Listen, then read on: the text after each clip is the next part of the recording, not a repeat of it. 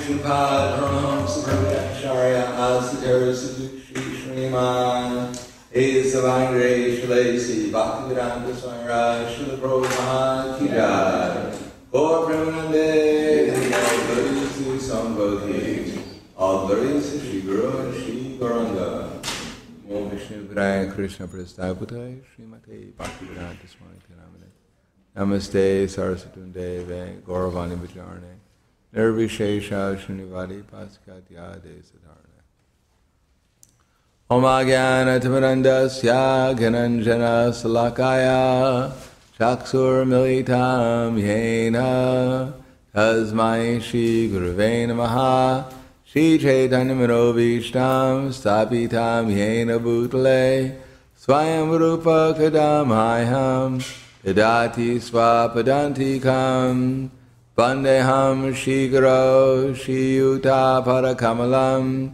Shigram Vaishnavamscha Shirupam Sagrajatam Sahagana Raganatam Vitam Tam Sajivam Sadvaitam Sabadutam Prijana Saitam Krishna Chaitanya Devam Shri Radha Krishna Padan Sahagana Lalita Shri Visakans Vitamscha Hey Krishna Karna Sindho Dinabando Jagatpate Gopesha Gopika Kanta Radha Kanta Namostute Tapta Kanchana Gaurangi Radhe Vrindavaneshwari Prashubhanu Sutadevi Pranamami Hari Priye Vanchakapa Trubhyascha Kripa Sindhuvyevacha Patidanam Bhavanebhyo Vaishnavebhyo Namo Namaha Shri Krishna Chaitanya Pranitananda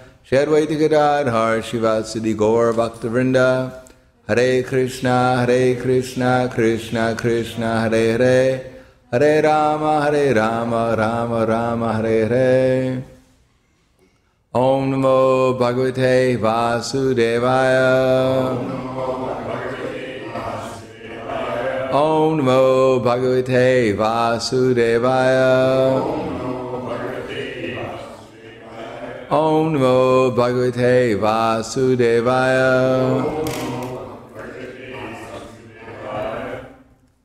Today is the auspicious disappearance day of His Divine Grace, A.C. Bhaktivedanta Swami Srila Prabhupada.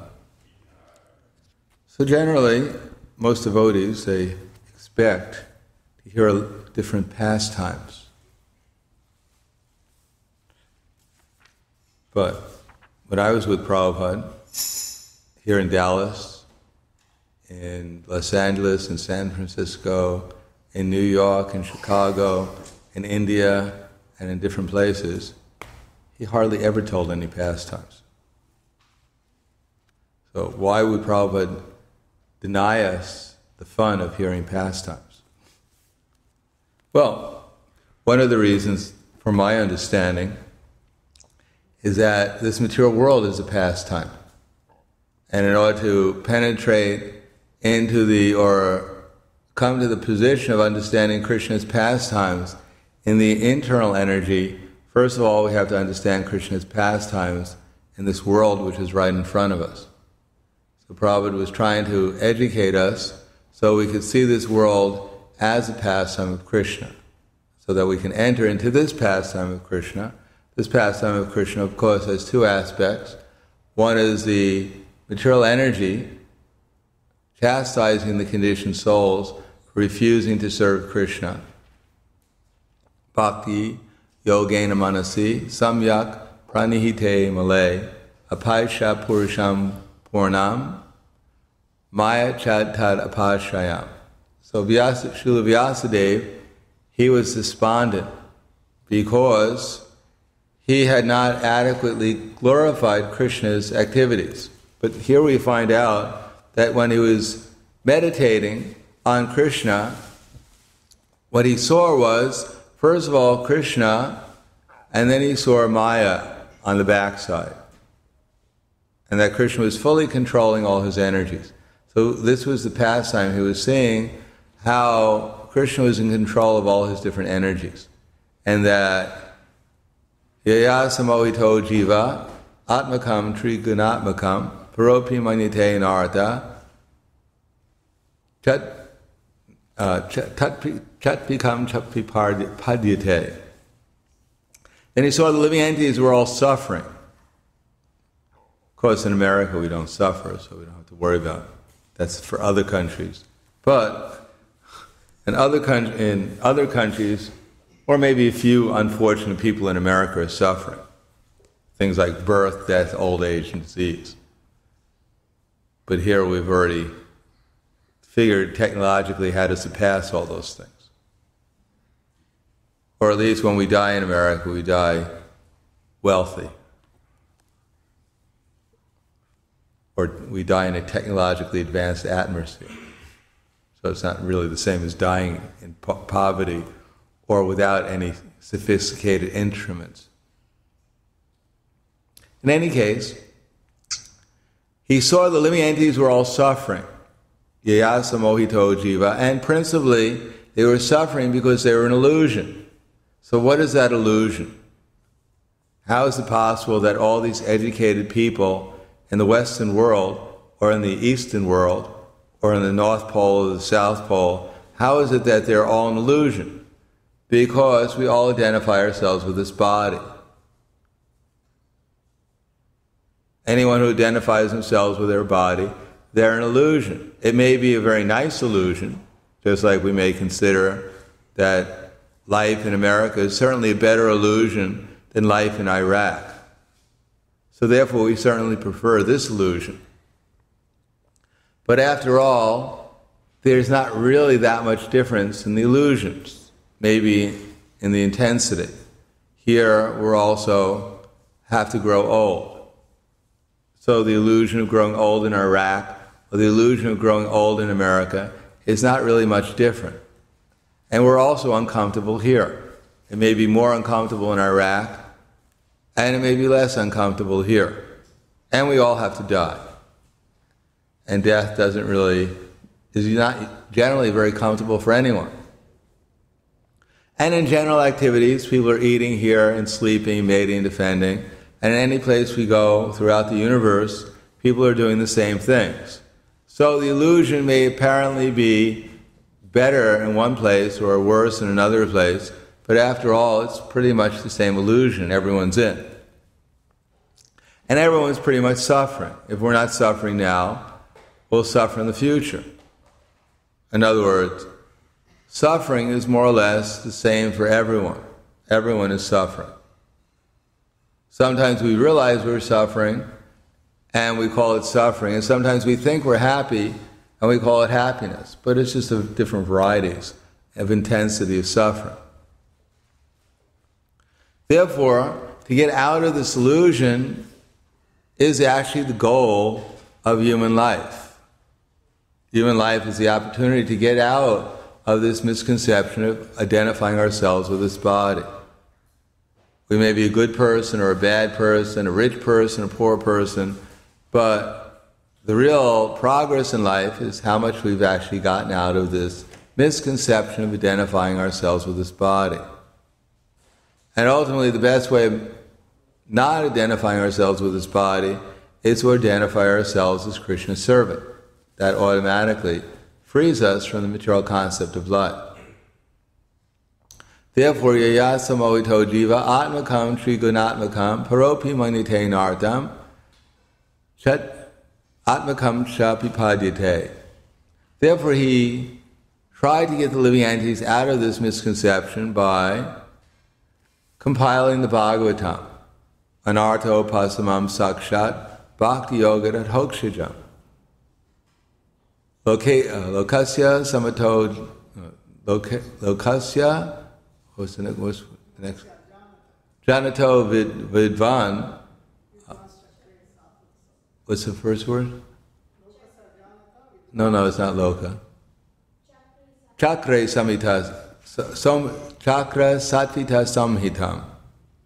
Yeah. So it's anartho pasamam sakshat. In order to get rid of our misconceptions, our anarthas, ultimately anartha means anything outside of Krishna's service is an anartha. Upasamam, means to uproot our anarthas, he gave us the Bhagavatam. Anartha upasamam sakshat bhakti yogadat hokshijam. Lokasya janatad vidvam chakray satpita samhidam. So he compiled the Srimad Bhagavatam just for our benefit. And what is the Bhagavatam concerned about? More or less, the very beginning of the Bhagavatam shows us how this material creation is in relation to Krishna. That really nothing is going on outside our relation with Krishna. It's not that we were establishing a relation with Krishna. We already have a relation with Krishna. That's eternal. It can't be given up at any time. But we have to be able to see what that relationship is with Krishna and act accordingly.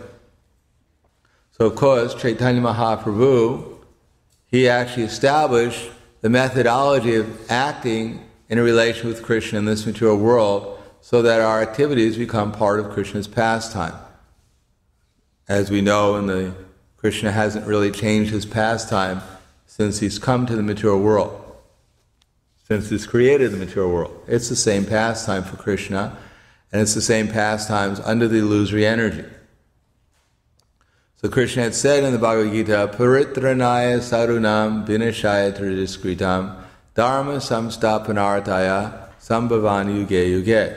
Every millennium Krishna comes, he has the same pastime, protecting the devotees, annihilating the miscreants, and reestablishing religious principles.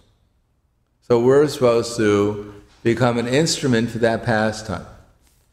And we glorify Prabhupada because he was the perfect instrument for Krishna in the pastime of Chaitanya Mahaprabhu of delivering the conditioned souls. He showed us the happiness that comes from participating in the pastime, and he showed us how to participate in Krishna's pastimes. Our very program in the morning, which has become somewhat of a rare phenomenon in ISKCON, in different parts of the world at least, but that participating daily, Nityam Bhagavata Sevaya, in the Bhagavatam class, coming to Mangalarati, chanting our japa, etc., as Prabhupada says, that this was the basic principle of all the different scriptures, somehow or another, different verses, but Smarta Vyaksadatam Vishnu, Vismarta Jatu Na Kinchit, Sarva Vidini Sedyasyar Etiyar Eva Kinkara. That this is the essence of all the Vedic scriptures, to always somehow or another remember Krishna and to never forget him. This is the Nisheda and the Vidis of all the scriptures. And Prabhupada, he was, from my experience, I remember the first time I personally was with Srila Prabhupada, I was there a week in Buffalo, New York. Prabhupada had come to get to the temple we had. This is in 1969. So I spent sometimes hours with Prabhupada because in the morning we could go and visit him and he'd just talk to us, whoever would come and visit. And there were not very many devotees there, although we were considered a Maha temple at that time. We had only around 6 or 7 devotees. And there were some visitors. There was Nandi Kushore and his wife Janavi. They had come to get married and take initiation. They had come from Montreal. So there was a few other devotees there, but it was not a very large turnout. So we could go in the morning and just sit with Prabhupada. Sometimes only 1 or 2 devotees would be there, sometimes more. And Prabhupada would just talk to us sometimes for hours. What was most evident being with Prabhupada is that he was always thinking about Krishna. As I was interested at that time in meditation, specifically mystic powers or something. But I was quite impressed by the fact that Prabhupada was always in meditation. And he was always meditating about Krishna. So that made him quite happy. And we hear in the Krishna book that that's what the gopis were doing. They were always thinking about Krishna. And that's what we're supposed to be doing. But unfortunately, we're in the material world and there's a lot of distraction. And not only we're in the material world, but we're in Kali Yuga, which is made to distract everyone. Previously, people used to be embarrassed about sense gratification. They realized that maybe there was something wrong with acting like an animal. But nowadays, people are not embarrassed at all to act like an animal. Matter of fact, they're quite proud of being an animal. And they think anyone who doesn't act like an animal, there's something wrong with them. There's some psychological inhibitions that their minds are clouded by, and liberation for them is to get rid of all the inhibitions and to come to a higher standard of being an animal. So this is not the Vedic viewpoint. This is not the vision we're supposed to be seeing. Unfortunately, for the most part in modern society, this is the vision we've been trained up with.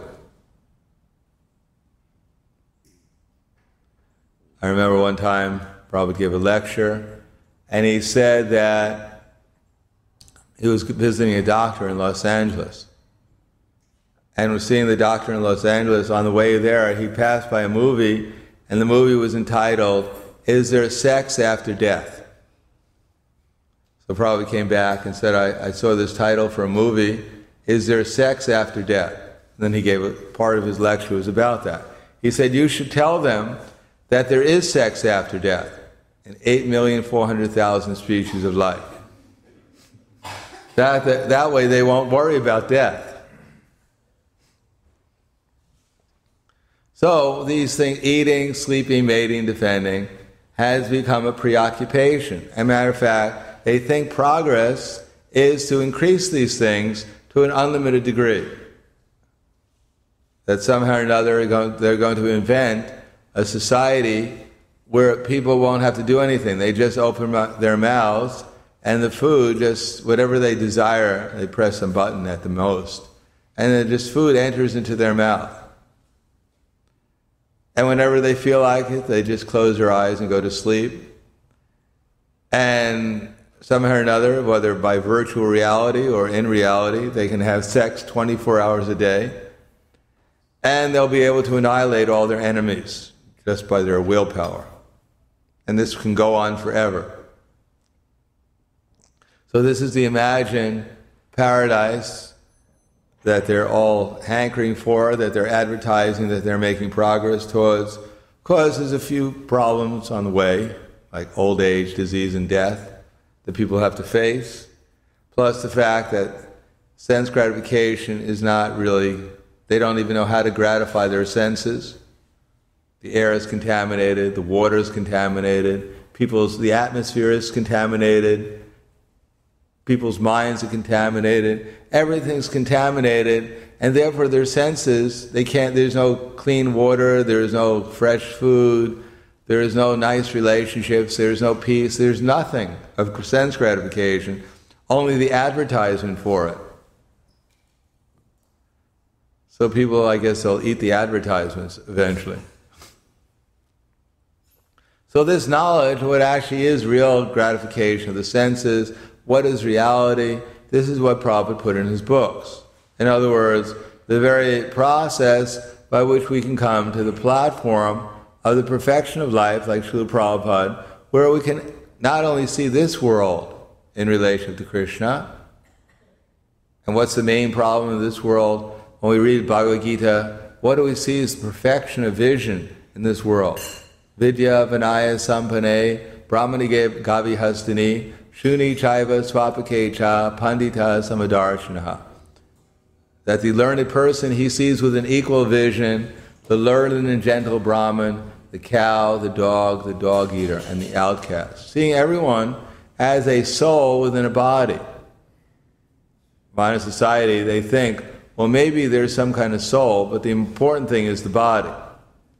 Soul, after the body leaves, and the soul disappears.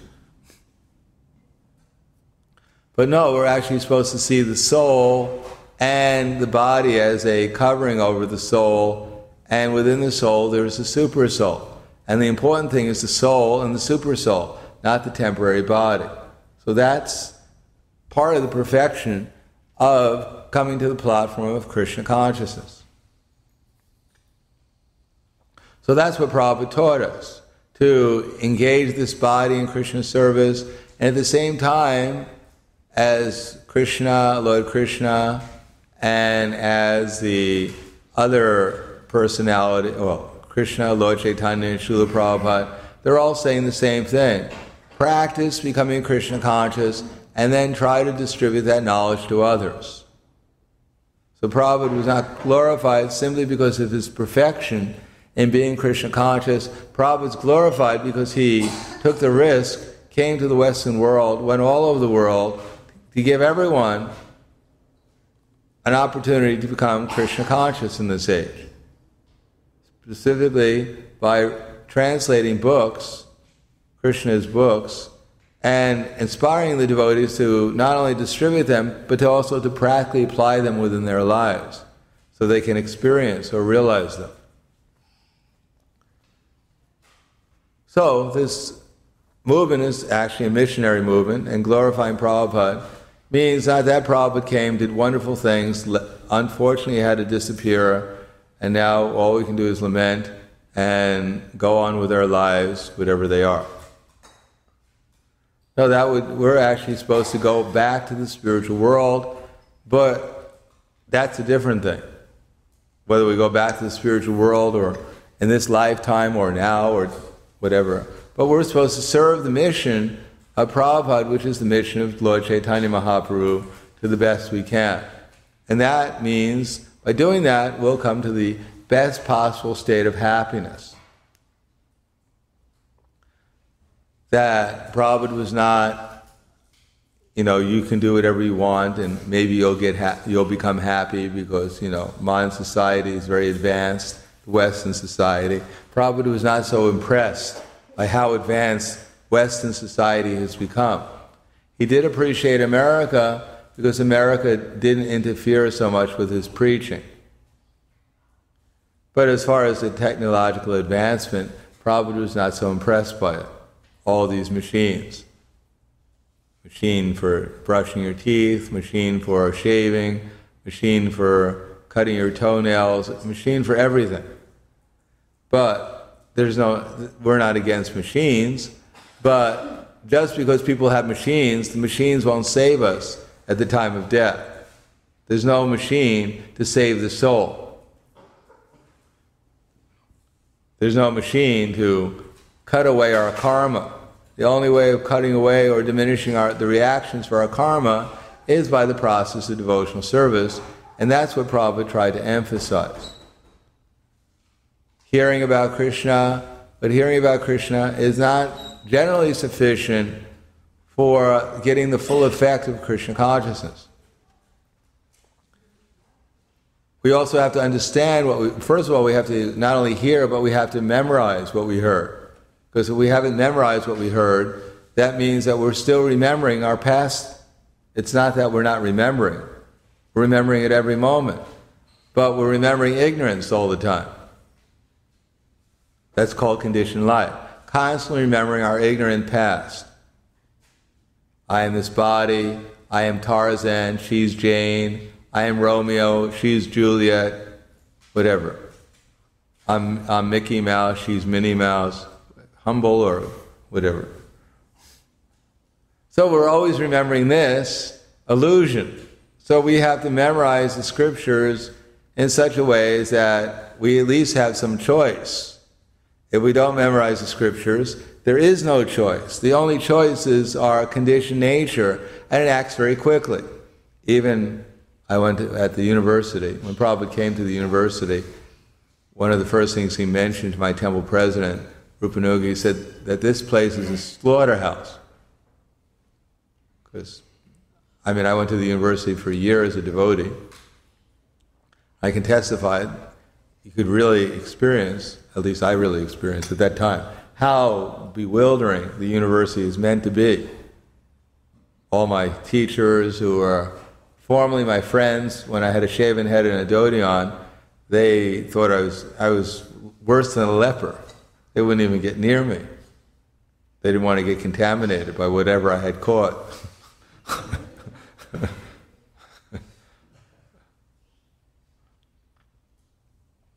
So Prabhupada said that this place is a slaughterhouse. So modern education is meant to groove into our brains the conception that we are this body, and that the only purpose of life is to make money, work like a dog for some master. He gets all the meat on the bone and you get the bone.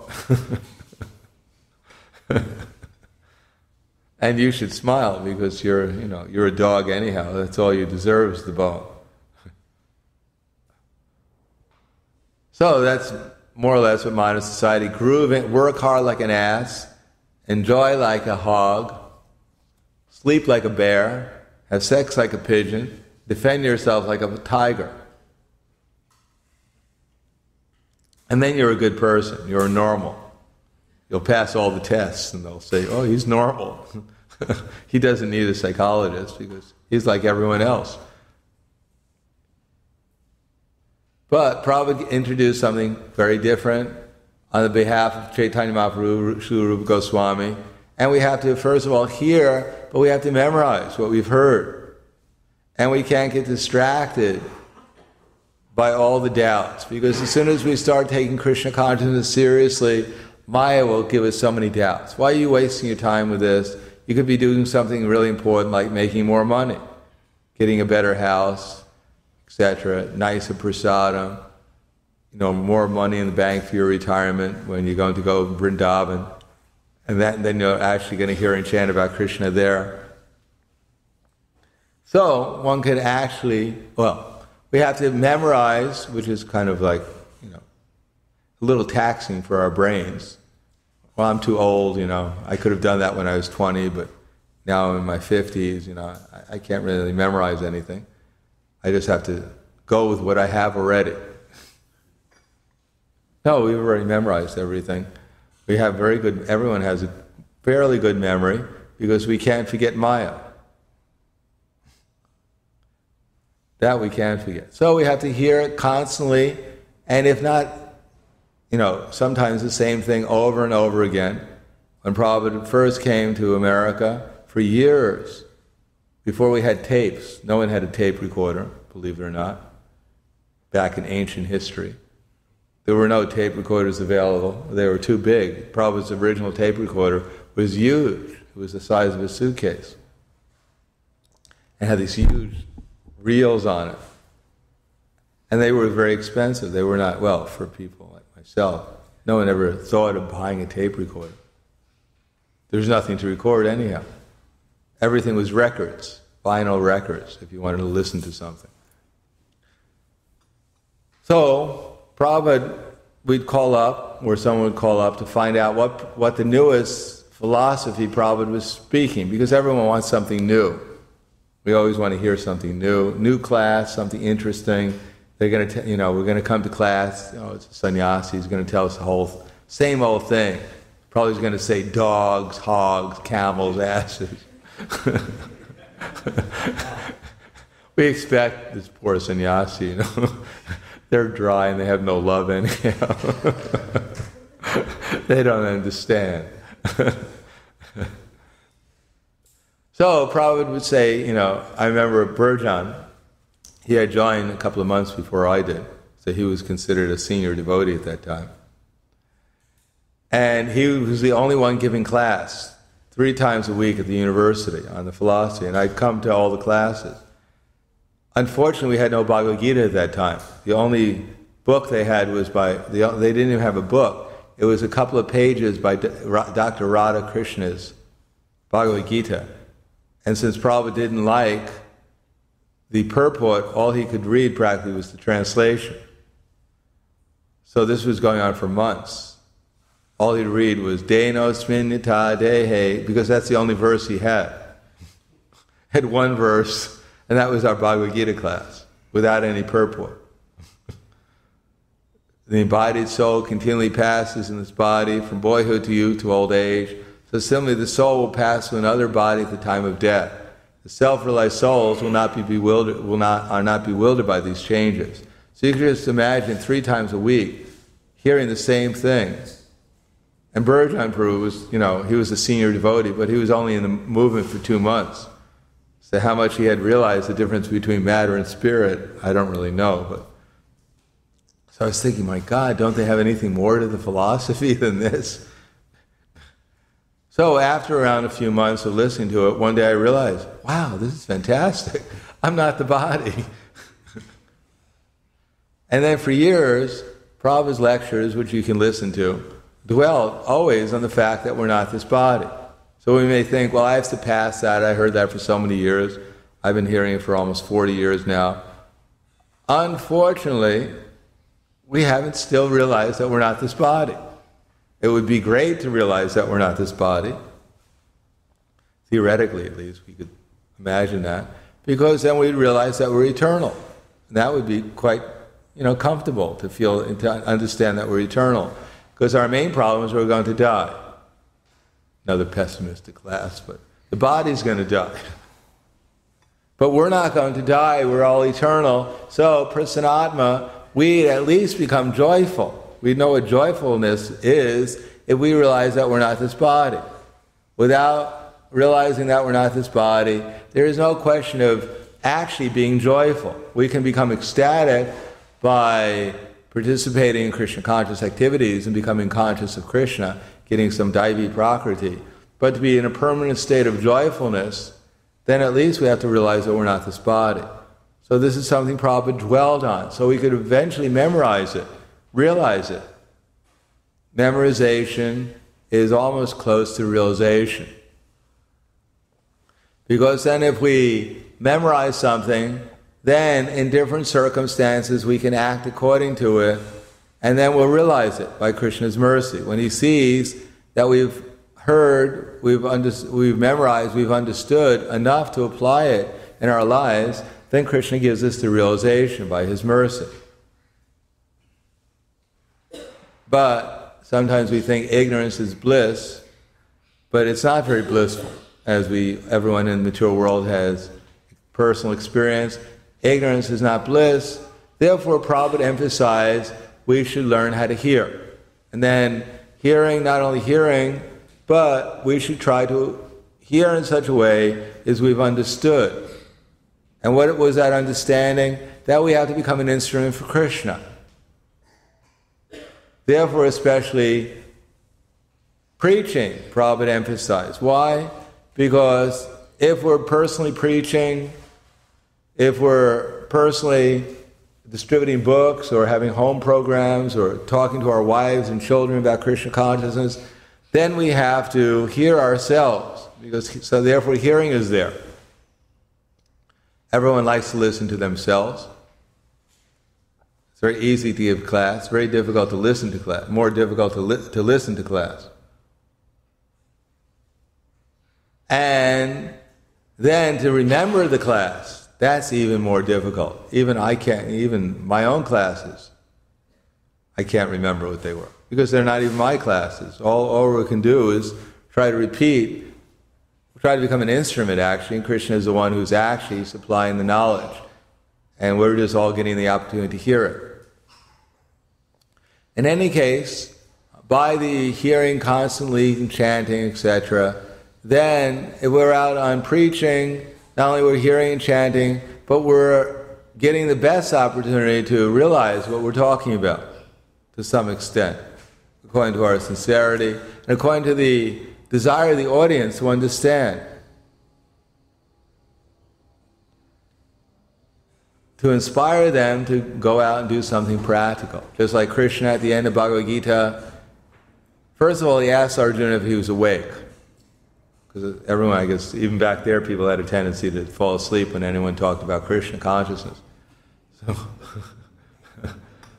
So the first thing he asked Arjuna, because Arjuna asked so many questions, but seriously, that's what Krishna asked Arjuna, if he was actually paying attention. Kachede tatshutam parta payad kagrena chetasa. Have you actually been paying attention to what I said? And Arjuna, he didn't reply, well, I think I did. See, that was nectar devotion you talked to me about, right? No. Science of Self-Realization? Which book was it? Bhagavad Gita? Oh, that's right.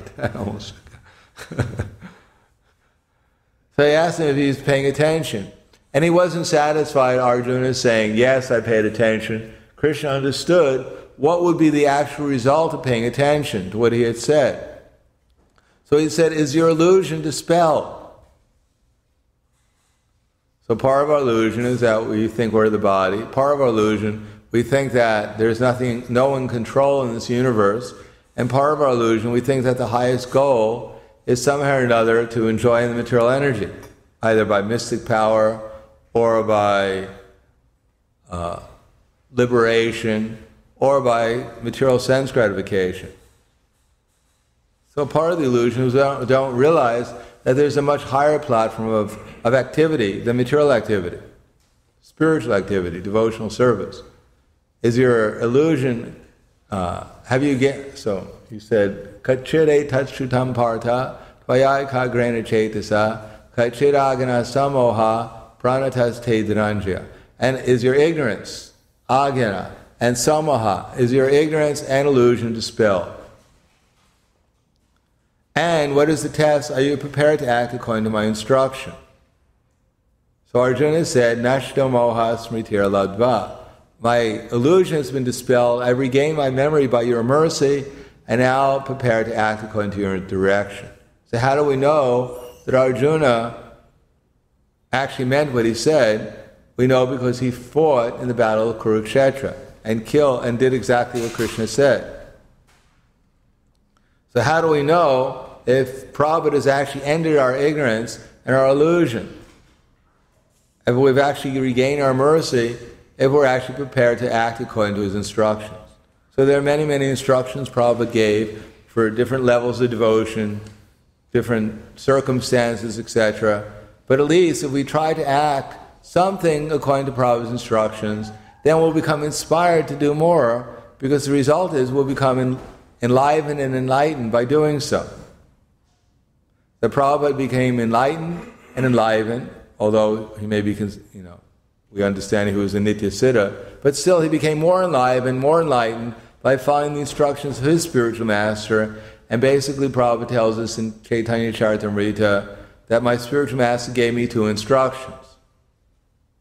He only gave me 1 instruction, Prabhupada said, more or less.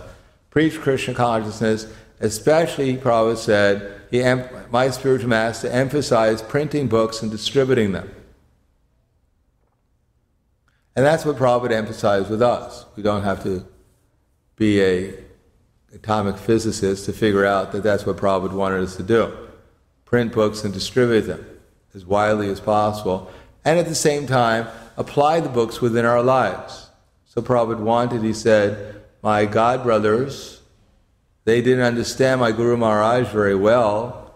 Therefore, after his disappearance, they spent more time fighting with each other over his property and who would have what position than actually preaching Krishna consciousness, especially by printing books and by distributing them. They spent less time following the orders of the Guru Maharaj and more time fighting with each other who was going to replace him. So this is something Prabhupada cautioned us from the beginning. We shouldn't try to replace our Guru Maharaj. We should try to follow his instructions. And those instructions that not only Prabhupada's followers are supposed to be preaching, but all those instructions are found within Prabhupada's books. Now, of course, our success will be that we're so much conscious of Krishna that automatically all we're seeing is what's in Prabhupada's books, because what's actually going on is described in Prabhupada's books. So somehow or another, if we come to the platform of Krishna consciousness, that's all we'll see is what's in Prabhupada's books. Or if we try to see through Prabhupada's books, then at least we'll be able to see better and we'll be able to act better, so that eventually we'll realize what's actually in Prabhupada's books. In any case, we shouldn't spend so much time trying to become another, acharya or another this and that. We should spend more time trying to understand how to become a servant of the previous acharyas, apply it within our lives, and realize that's all we're going to become at the end of the story. Even when we go back to the spiritual world, that's all we're going to be, as a servant. But we shouldn't worry so much about that, servant. I never really wanted to become a servant. I'm going to be back in the spiritual world, and who knows, they're going to maybe have me in the kitchen eternally, washing dishes. cleaning their Chintamani temples and Chintamani palaces. While they're out dancing, I'm just cleaning eternally. And once in a while I get a little remnants, just to keep me happy. So our conception of what the spiritual world is, where you become a servant, well, even Chaitanya Mahaprabhu Krishna, he comes here to become a servant. That in the spiritual world, there's nothing better than being a servant. Everyone wants to become a servant. Even Krishna wants to be a servant. And here, no one wants to become a servant. Everyone wants to become the master. Although everyone is a servant of illusion and getting no benefit from doing it. But at the end of the story, if we actually become Krishna conscious, then we become simply a servant of the servant of the servant of everyone. We become a perfect servant. And because Prabhupada was a perfect servant, therefore he was perfectly empowered by Lord Chaitanya Mahaprabhu to spread Krishna consciousness, to try and help others realize and learn how to become servants of Krishna themselves. So we shouldn't be afraid of becoming a servant. What will people think about me if I become a servant, if I do too much service? I don't want to become embarrassed. People will think, I always thought he was only a servant, although he was trying to act like a big master. But now I realize he's just a servant. Well, Prabhupada showed us, Chaitanya Mahaprabhu showed us, our whole disciple succession shows us how blissful it is to become a servant, how that's the perfection of life, how only in that way, becoming a servant of Krishna, can we benefit ourselves and benefit others at the same time. We shouldn't worry so much about where we are on the ladder. We should worry about that, whether we're on the ladder or not. So, maybe my godbrothers would like to say a few words here. I just thank you for Pastor Maharaj.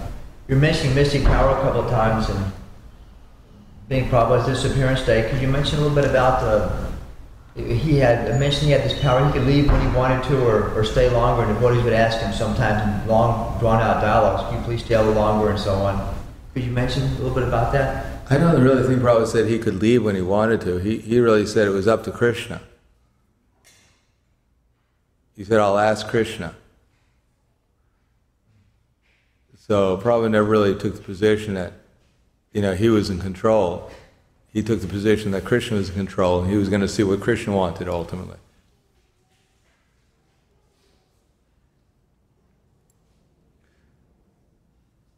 Even our prayer to Prabhupada at that time, for Prabhupada staying here, we would ask, my dear Lord Krishna, if you so desire, please let Prabhupada stay longer. So, of course, Krishna is not just some autocrat who just, he's thinking, these little tiny insignificant souls, why are they bothering me with all these requests? I'm just going to do whatever I feel like it. Now, Krishna is quite responsive to his devotees. Therefore, it's more powerful to, with devotion, ask Krishna something. Because like Prabhupada said, that if you put a flower in Srimati Radharani's hand and say, my dear Srimati Radharani, Krishna belongs to you, so please offer this flower to him. So then Srimati Radharani will offer the flower saying, my dear Krishna, I'm actually not your devotee, but a real devotee of yours gave me this flower to offer to you. So because Srimati Radharani actually has unlimited feelings like that, being of a servant, of all the servants, therefore Krishna, he has to accept the flower. He feels completely controlled by the love of Srimati Radharani, and then we get the credit for the flower. Otherwise, if we offer the flower, we'd probably do it in the mood. My dear Krishna, you're so fortunate. You have such a nice servant as I am. You're so fortunate.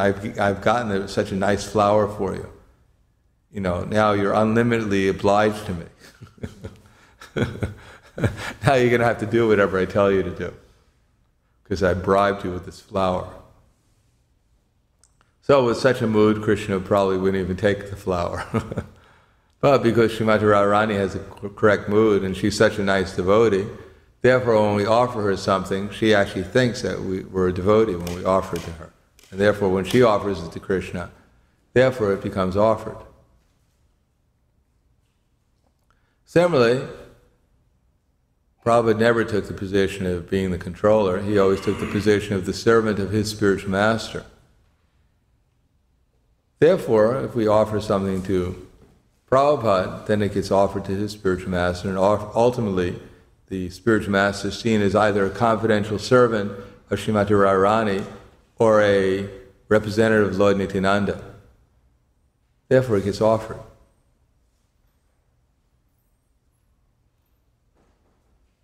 So Prabhupada said, my mystic power, when he was asked about mystic power, he said, I don't have any mystic power. He said, my mystic power is I'm presenting what my spiritual master presented. I have nothing new. I have no special power. I'm just simply presenting what my spiritual master is presenting. And then, of course, we can see that Prabhupada did have power. Why? Because of such an attitude. Therefore, his spiritual master, the whole disciple succession, plus Krishna, utilized him as an instrument, and therefore manifested all their potencies through him. And therefore the Sankirtan movement spread, because of the Daivi Prakriti, the transcendental potencies manifested through Prabhupada.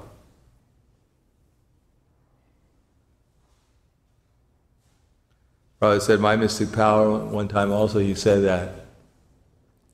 He said, this is my mystic power. He pointed to all of his disciples. He said, so many years ago, they were just taking intoxication, eating meat, having illicit sex, and gambling, and now they become mad after God. He said, that's my mystic power. So that's real mystic power. Someone may manipulate the material energy, but Prabhupada was able to actually awaken the soul from the dead.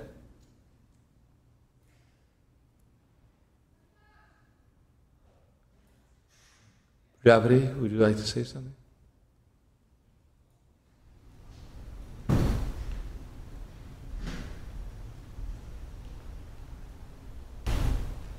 The greatest pleasure of my life was having the association of His Divine Grace with Prabhupada. Many devotees didn't have a chance to meet Prabhupada at all.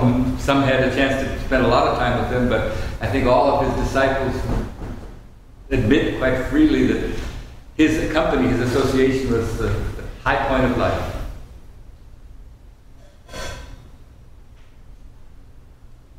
Good. Very discussable? I have a lot of realization to what you were talking about. You mentioned about following true Prabhupada, how you became enlightened. My first experience with feeling spiritual enthusiastic was, seemed like the more I tried to follow what Prabhupada would say in class, the more enlivened I feel every day. It wasn't, just like you say, spiritual program going out in Sankirtan, and knowing that he was being pleased by it, I experienced that enlightenment. So I got a good realization from you saying, follow me, order the spiritual master high, it enlivens you. And of course he said two things. He said, you can do what you want for Krishna, or you can do what Krishna wants. He said Krishna would accept them both equally. I remember him saying it, but still, just because he wanted us to go out and preach, going out and preach, that really enlightened me. So when you said that, I remember the experience of how fired up we were just because we were dedicated to just doing what he said. And Prajapati was saying also, we couldn't transmit the experience of our association with Prabhupada to anyone. We can only invite them to come here and associate with Prabhupada. We couldn't describe his glories to how wonderful it was to anyone. It was something that you had experienced personally. So all we could do when we go out is to bring people to Prabhupada. And that was our big mission. You got to come here to Prabhupada speak. Come meet, we were so obsessed with getting people to meet Prabhupada because it had to be something personal experience. That was my realization that it was a unique experience to meet Prabhupada and associate with him, to hear him, watch him, follow him. That has to be experienced. So our great endeavor was to get people to just read this book or just come hear his class or just hear this tape, because anyone who hears the tape really wakes up. So that was a great realization. I hadn't understand that. Spiritual master was, Srila Prabhupada was so unique that he would definitely do just others. Thanks for reminding me of that. Is there any judgment?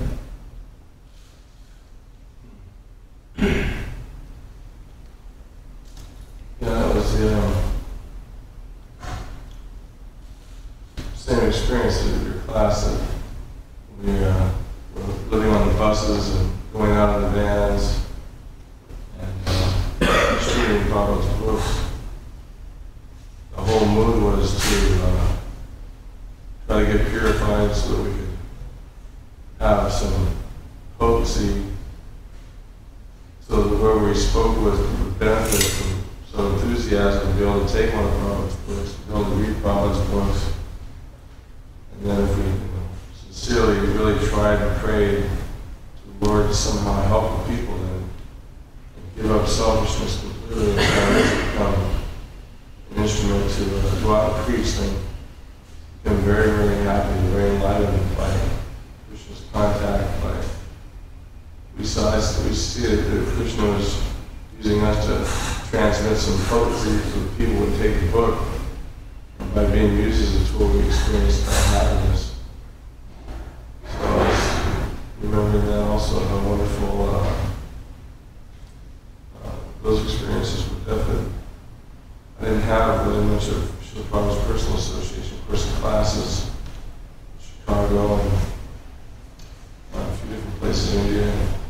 I was never one of the ones that got to be, I was just a rank and file brahmachari, Sankirtan devotees, never had that association, but to go out and try and do something, try and distribute Prabhupada's books and try and be an instrument, that was definitely the greatest happiness for me, to be able to do that. So I was appreciating Srila Prabhupada's potency, that people who are like myself, completely fallen demoniac, to be able to go out and do something and get some spiritual realizations, pretty amazing. It's an amazing thing.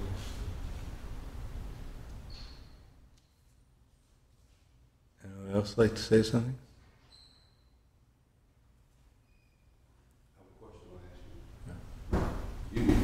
What advice would you give to the devotees now? That whole passage by that whole verse.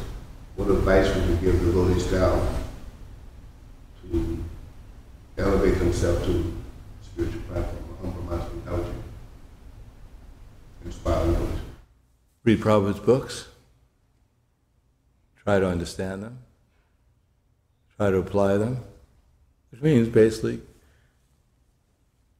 if one is living in the temple, get up in the morning, come to the program, try to preach whatever service you have, try to spread Krishna consciousness. If you're living outside, do the same thing outside, in your home.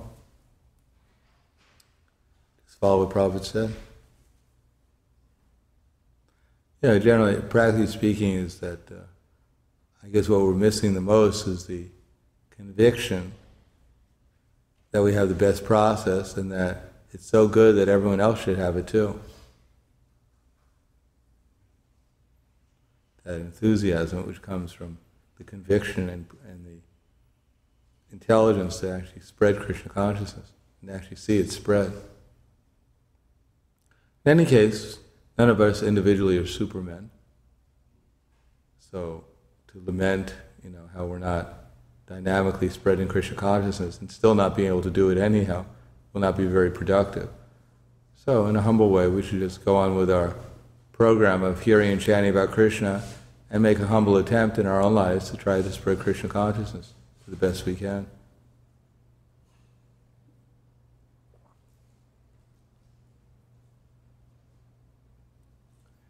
Anything else? Yes. Do you recommend we memorize specific things in Prabhupada's books? Like what you like to memorize? Bhagavad Gita. The whole thing. Yeah. What's that? Yeah, generally that's the best. Actually, anything that we can utilize is probably best. I have an advantage is because I give classes a lot. Therefore, I can Krishna. If I memorize, like I usually read Bhagavad Gita every day, and at least I read by memory. I go over one chapter, the Sanskrit and the English, and I read 10 verses at least every day of the Bhagavad Gita, with the Sanskrit, the word for word, the translation, the purport, and try and remember it somewhat. But then I get a chance to utilize it because I give class regularly. But still, the other parts, Mara Nugrahaya Paramam Guyam Adhyatma Samgitam Yat Vichastite Yoyam Mokho Yo Vikata Maya. I didn't pronounce it right. Mara Nugrahaya Paramam Guyam Adhyatma Samgitam Yat Prayoktas Tvaya Yat Prayoktas Tvaya Yat Prayoktam Vichastena Mohayo Vigata Mama. Arjuna said, by hearing this instructions in the most confidential spiritual matters, my illusion, you kindly giving me about these most spiritual subject matters, my illusion has now been dispelled. So mostly we're not going to utilize that verse very much. It's the 11th chapter of the Bhagavad Gita. Because, there's so many other verses that are more understandable. But if we practice memorizing, then our ability to memorize will become better. And if we keep on going on the same thing again and again, then it becomes more ingrained within us. But generally verses like Denos Minnita Dehe Kamaram Yovanam Jara Tata Dahantra Praptira Dhiras Tatra Namuyati. So these things we can easily preach from. If we're ever asked to preach, then naturally this is like the very basic principles of devotional service. And we can explain to people on that basis. Matter of fact, that's probably, for us, one of the most important verses to remember. Because if we're ever stuck with any kind of challenge, we can always say, well, all right, you have your opinion, we have our opinion, but let's look at it practically, who we actually are, how much knowledge you really have. If you don't know that you're not your body, that you're actually a spiritual soul, then actually you don't know anything. The most fundamental part of knowledge, who you are, you don't even have that. But here in Bhagavad Gita, we actually can explain to you and everyone else that actually there's a difference between our real selves and this false self called the body. So this is real knowledge we have. So if you don't know that, what do you really know? So things like that, even we may not be great scholars, but if we have that much conviction, then we can actually have our knowledge is quite powerful. Yes. And how do we get over this weakness of kind of feeling like a lack of support? In the old days, or practically not too long ago, many devotees would be in the morning program chanting japa. It's very enthusiastic, but now, because people live far away or there's different circumstances, many times the japa class is just a couple of people. It's my own weakness to not feel enlivened, but how can I overcome that and be strong? Prabhupada. Go out and distribute books. Because if you go out and distribute, just like I always thought, well, if you go out and Sankirtan, you're going out with all the other devotees, but practically speaking, we're always alone when we're distributing books. It's just us and Krishna. And therefore, by relying upon Krishna, we actually see how it all happens. How actually by relying upon Krishna, we actually get the spiritual strength, intelligence, and everything else. Although it's you and ourselves and Krishna, but Krishna, if we rely upon Him, He gives us everything we need.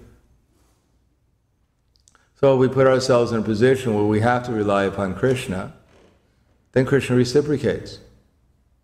The demigods, they are always relying upon Krishna, therefore Krishna comes and reciprocates with them and saves them.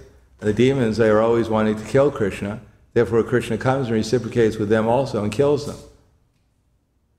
So we have to put ourselves in a position where we have to rely upon Krishna.